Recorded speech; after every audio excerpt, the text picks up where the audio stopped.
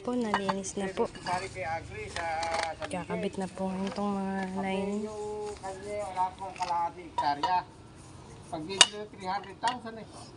Ala naman pa rin puhunan kung hindi yung, dahil yung kanyang hinihitit sa nakatulong dun sa Corina, sa Miguel.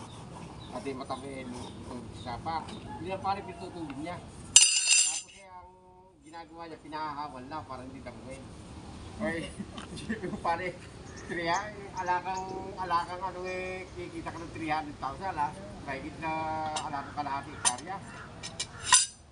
Yung patubig mo, baka diesel bibili ka lang ng diesel, baka kailangan tubig ka, pero yung pataba, kasama na ng tubig.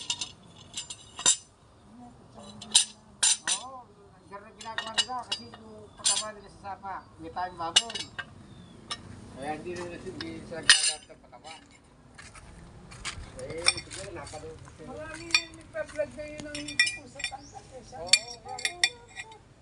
Kung magpapatanim ako nito, baka hindi na mapili sa akin. Hindi pare, sa tagulan. Saka yung isang kamag-anak ni parin nyo, kaklase. Nabahoy mo sa dinan na yun, daon eh. Yan po, bukas na po yung kanyang bell housing. Yan po, kasalukuyan na po nilang nililinis. Hinihintay lang po natin yung biniling gasolina para po mahugasan mabuti yung loob.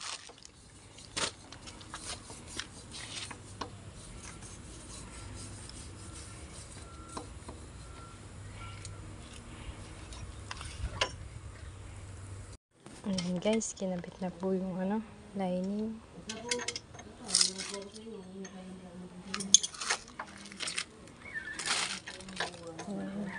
Hindi basta-basta ang pagkapit niyan.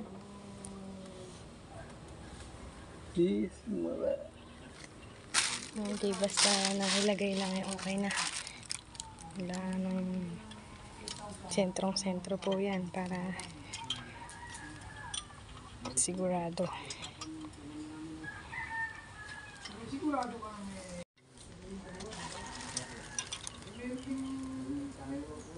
may bagong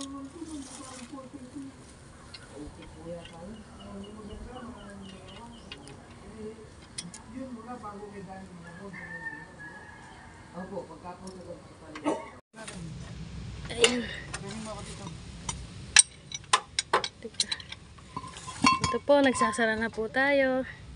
Ito po ako sa ilalim. Wala daw may tornilyo natin. Yan, nakasara na. Yan.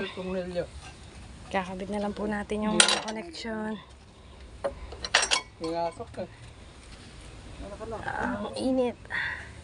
Hindi, bukas po yan. Sa katirikan po tayo ng araw.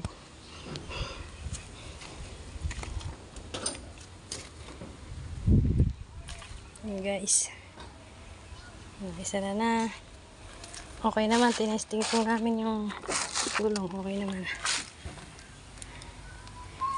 Yan. Ayan po, nakakabit na po yung kanyang hood. Nakakabit na rin yung kanyang mga hose. Nakakonect na. Ito dito. Yan. Magte-testing na po tayo. Hintayin lang po natin lumating yung diesel. Meron nga po pala yung isang bearing sa mga ilalim. Yung pagbukas natin sa ilalim may sumambulat yung mga basag na bearing. Ayan, ito po yun. Nakabit na rin po siya doon sa may ilalim. Yun yung sa may propeller shop, propeller shop thing. Ayan po. Mamaya po magte-testing na po tayo. Ito, dito po nakabit yung bearing yun. Yung propeller shop thing.